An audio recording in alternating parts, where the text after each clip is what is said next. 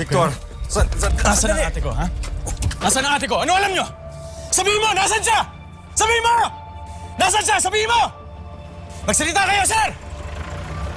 Nasaan ang ate ko?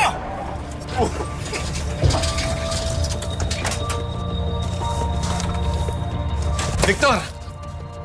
Tama na yan! Victor, tama na. Victor! Victor, bitawan mo na siya. Tama na yan. Ikaw sabihin mo na kasi kung ano nalalaman mo. Nalaman ni Lynette ang sekreto ni Loki.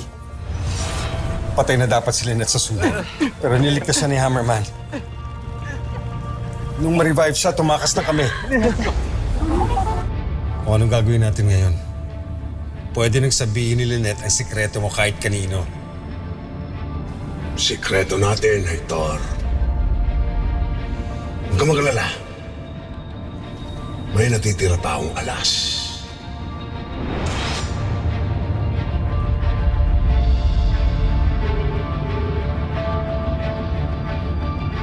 Trim, may kailangan kang gawin.